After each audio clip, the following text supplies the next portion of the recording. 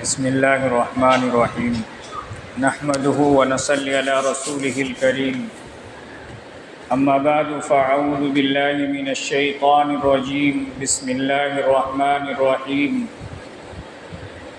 عن عمرو بن شعیب عن ابیہ انہ قال رسول اللہ صلی اللہ علیہ وسلم مروا أولادكم بالصلاة وهم أبناء 7 سنين واضربوهم عليها وهم أبناء 10 سنين وفرقوا بينهم في المضاجع رواه أبو داود والترمذي أو كما قال عليه الصلاة والسلام۔ محترم بزرگوں اور دوستو، اللہ رب العزت والجلال کا لاکھ لاکھ کرم اور احسان ہوا کہ اللہ تبارک و تعالیٰ نے ہم سب کو رمضان المبارک جیسا بابرکت مہینہ عطا فرمایا۔ رمضان المبارک کا مقصد اللہ نے قرآن کے اندر بیان کیا گیا۔ سورہ بقرہ کے اندر اللہ یہ فرماتا ہے لعلکم تتقون۔ اللہ نے رمضان المبارک کے 30 روزوں کو اس لیے فرض کیا تھا تاکہ ہماری زندگی کے اندر تقوی پرہیزگاری آئے، ہماری زندگیوں کے اندر تبدیلی آئے۔ رمضان المبارک کے بعد ہم اپنے آپ کو برائی سے دور کر کے اچھائی کی طرف لانے والے بن جائے۔ اگر رمضان المبارک کے بعد ہماری زندگیوں کے اندر کوئی تبدیلی نہیں آئی، ہم نے اپنے آپ کو نماز کا پابند نہیں بنایا، اور رمضان المبارک کے جانے کے بعد اگر ہماری مسجدیں خالی ہو گئیں تو اے مسلمانوں یاد رکھو ہم نے رمضان سے کوئی فائدہ نہیں اٹھایا، کیونکہ رمضان تو آیا تھا زندگیوں کے اندر تبدیلی کے لیے، تاکہ ہم اپنے آپ کو برائی سے دور کر کے اچھائی کی طرف اپنے آپ کو گامزن کریں۔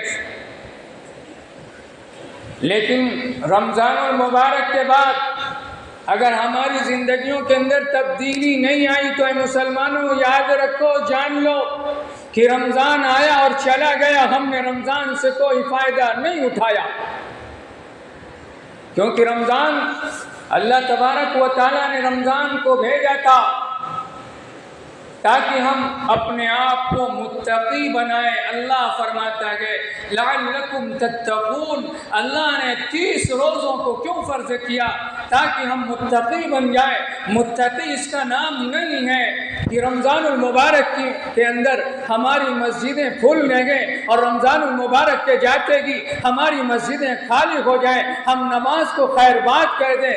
اس کا نام تقویٰ ہے۔ اے مسلمانوں، رمضان کا جو مقصد ہے، روزے کا جو مقصد ہے، کیا ہے؟ اللہ یہ فرماتا ہے لعلکم تتقون، تاکہ تم تقوی والے بن جاؤ، تاکہ تم متقی بن جاؤ۔ تو متقی اس کا نام نہیں ہے کہ رمضان المبارک کے جاتے ہی ہماری مسجدیں خالی ہو جائیں۔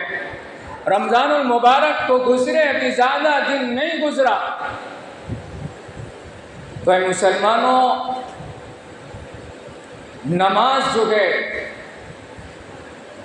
بہت ہی محترم بشان عبادت ہے۔ ایمان کے بعد سب سے اہم جو عبادت ہے وہ نماز ہے۔ زکوٰۃ اور حج جو ہے وہ مخصوص لوگوں پر فرض ہے۔ زکوٰۃ کے لیے نصاب کا مال ہونا چاہیے، مالدار شخص ہونا چاہیے۔ اسی طرح حج کے اندر بھی بیت اللہ تک پہنچنے کی استطاعت رکھے۔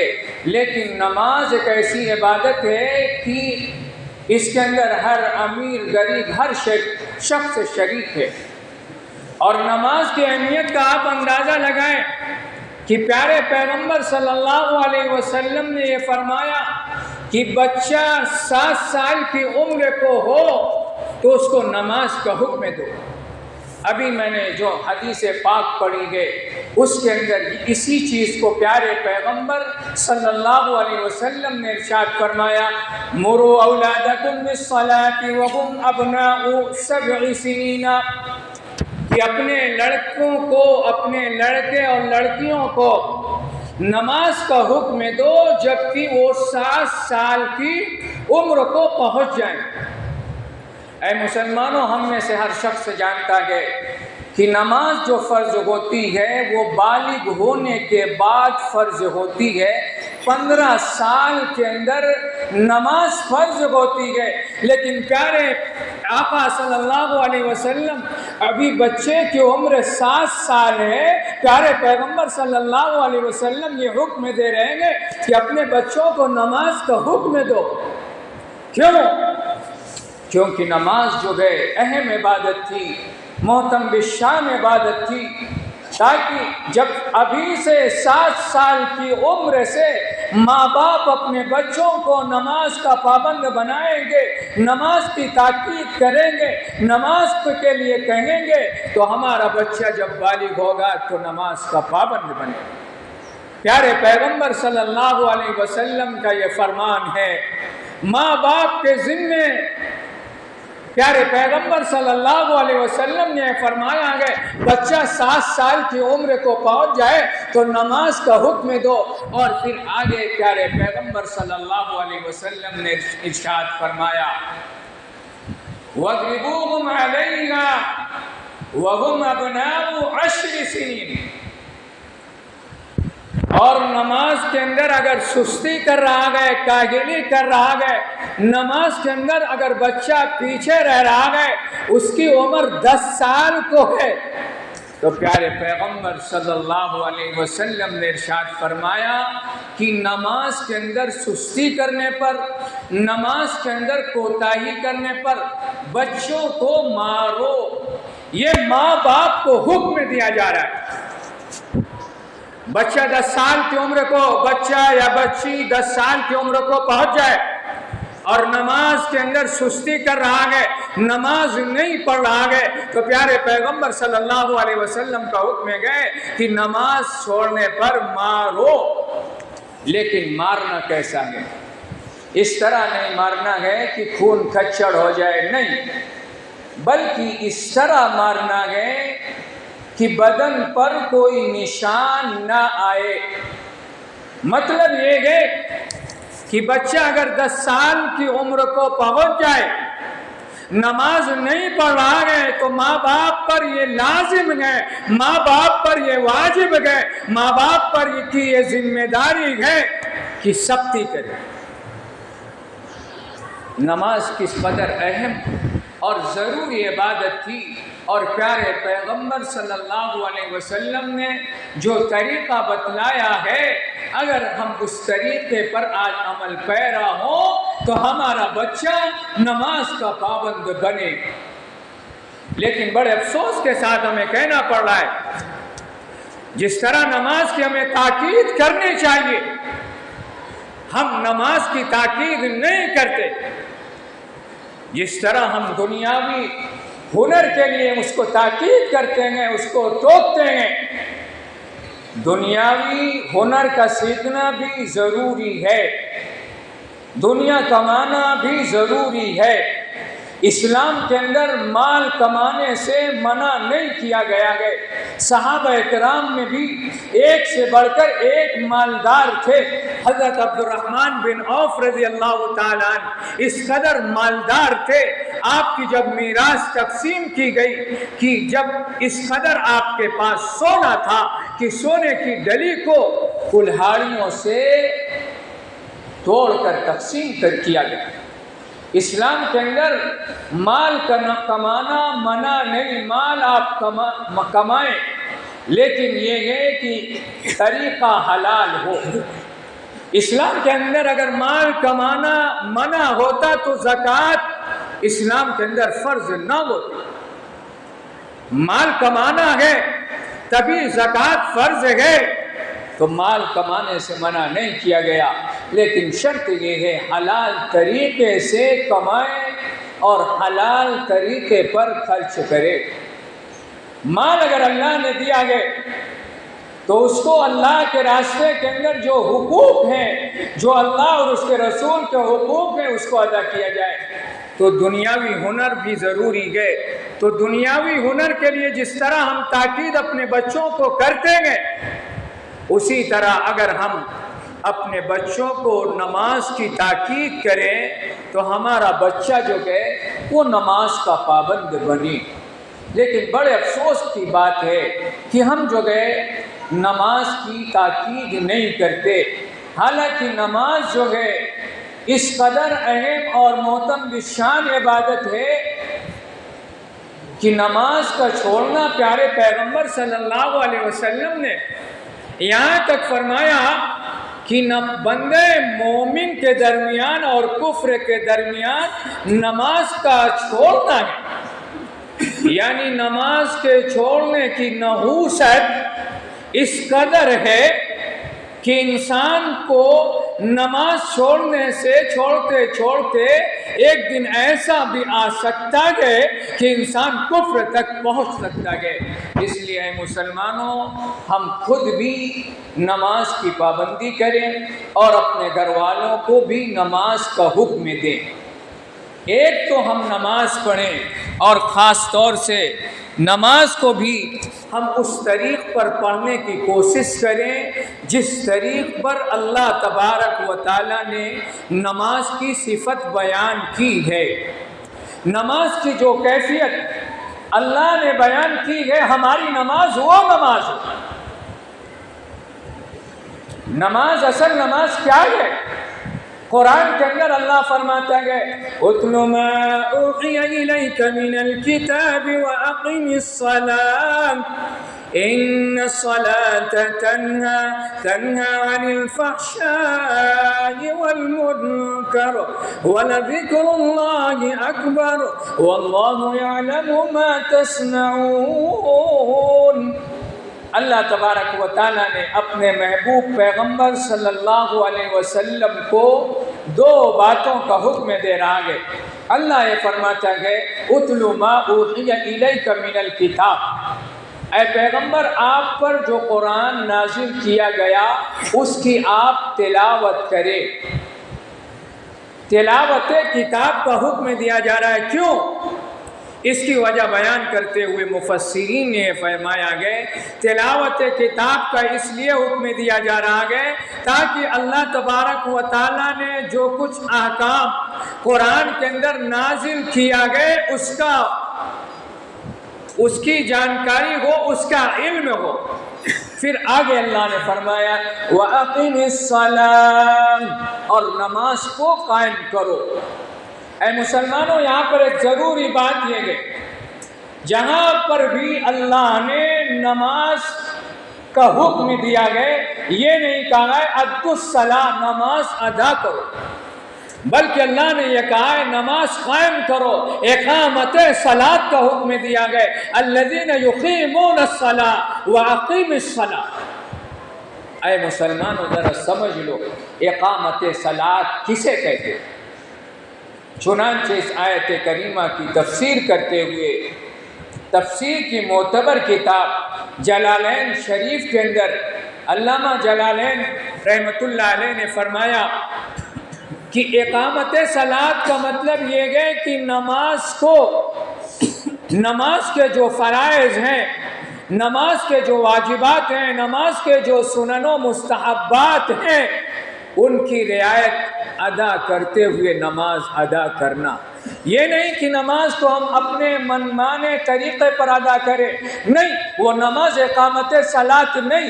نماز اقامت صلاۃ کب بنے گی؟ اس طریقے پر جب ہم نماز کو ادا کریں گے، جب نماز اس طریقے پر ادا کریں گے جس طریقے پر پیارے پیغمبر صلی اللہ علیہ وسلم نے نماز پڑھنے کا حکم دیا ہے۔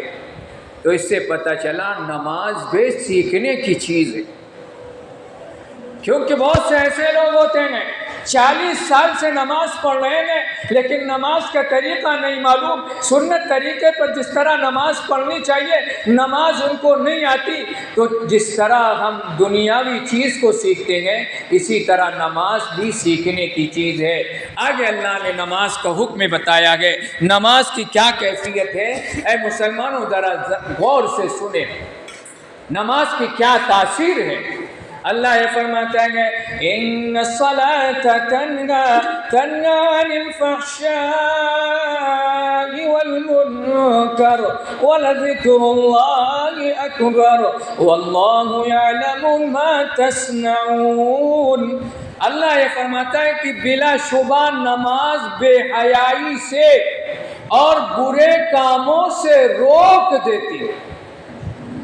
یہ نماز کی تاثیر اللہ نے بیان کیا گیا۔ تو اس سے پتہ چلا ایک نمازی جو نماز پڑھ رہا ہے اگر اس کی نماز اس کو بے حیائی سے نہیں روک رہی ہے اور برے کاموں سے اس کو نہیں روک رہی ہے، یعنی وہ نماز بھی پڑھ رہا ہے اور اس کے معاملات ٹھیک نہیں، بھائیوں کے حق کو دبایا ہوا ہے، ماں باپ کے حقوق کو ادا نہیں کر رہا ہے، بیوی کے حقوق کو نہیں ادا کر رہا ہے، پڑوسیوں کو تنگ کر رہا ہے، غریبوں پر ظلم و ستم کر رہا ہے، تو یاد رکھو ابھی ہماری نماز وہ نماز نہیں جو اللہ نے نماز کی تاثیر بیان کی ہے، نماز کی جو صفت بیان کی ہے، ان الصلاة تنہی عن الفحشاء والمنکر۔ حضرت حسن بصری رحمۃ اللہ علیہ جو مشہور تابعی ہیں، انہوں نے اس آیت کریمہ کی تفسیر بیان کرتے ہوئے فرمایا کہ جس کی نماز اس کو برائی سے نہیں روک رہی ہے، یعنی ایک شخص نماز بھی پڑھ رہا ہے اور غلط کام کے اندر بھی وہ ملوث ہے، وہ رشوت بھی لے رہا ہے اور غلط کام بھی کر رہا ہے، ظلم و ستم بھی کر رہا ہے، تو حسن بصری رحمۃ اللہ علیہ نے فرمایا کہ اس کی نماز اس پر وبال ہے۔ تو اس لیے ہم نماز پڑھیں، ساتھ ساتھ ہماری یہ کوشش ہو کہ ہماری نماز ہم کو برے کاموں سے روک دے۔ پیارے پیغمبر صلی اللہ علیہ وسلم کے دربار کے اندر یہ شکایت کی گئی کہ فلاں صحابی دن کے اندر نماز پڑھتے ہیں اور رات کے اندر چوری کرتے ہیں۔ پیارے پیغمبر صلی اللہ علیہ وسلم نے ارشاد فرمایا کہ ان کی نماز ایک دن ان کو چوری سے روک دے گی، اور زیادہ دن نہیں گزرا ایسا ہی ہوا کہ ان کی نماز نے ان کو چوری سے روک دیا۔ مطلب یہی ہے اس آیت کریمہ کا کہ نماز کے اندر اللہ نے وہ تاثیر رکھی ہے، اگر نماز کو اللہ کی رضا کے لیے ادا کوئی کر رہا ہے تو نماز کی یہ تاثیر ہے، اس کو نماز بے حیائی سے اور برے کاموں سے روک دے گی۔ تو اس لیے ہم نماز پڑھیں اور ساتھ ساتھ ہم یہ کوشش کریں کہ ہماری نماز ہم کو غلط کام سے روک دے۔ ہم نماز پڑھ رہے ہیں تو ہمارے معاملات بھی درست ہوں، یہ نہیں کہ ہم جو گئے نماز کے پابند ہیں، تہجد گزار ہیں۔ اے مسلمانوں، اس منبر رسول پر میں ایک بات بڑی ذمہ داری سے کہہ رہا ہوں، اسلام کے اندر معاملات پر بڑی پکڑ ہے۔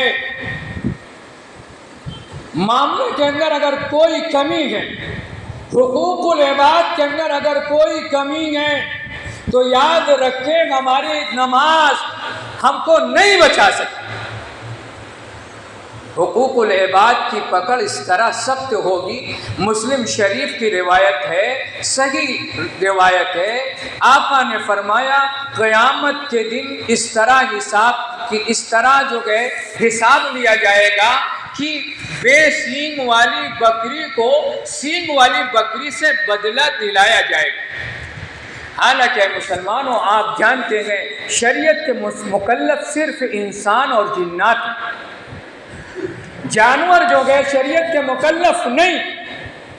اس حدیث پاک کی تشریح کرتے ہوئے محدثین نے یہ بیان فرمایا گئے کہ پیارے پیغمبر نے بکریوں کی مثال دی گئے کہ سینگ والی بکری نے بے سینگ والی بکری پر جو ظلم کیا گئے اس کا بھی بدلہ دلایا جائے گا۔ مطلب یہ ہے کہ بہت زیادہ سختی کی جائے گی۔ پیارے پیغمبر، اے مسلمانوں، یہ حدیث جو ہے بہت غور سے سنیں۔ آج جو ہے معاملات کو دین کا جز ہی نہیں سمجھا جاتا۔ پیارے پیغمبر صلی اللہ علیہ وسلم نے فرمایا کہ میری امت کا مفلس کون، میری امت کا غریب شخص کون؟ تو حضرات صحابہ اکرام نے عرض کیا کہ امت کا غریب وہ شخص ہے جس کے پاس دینار اور درہم نہ ہو۔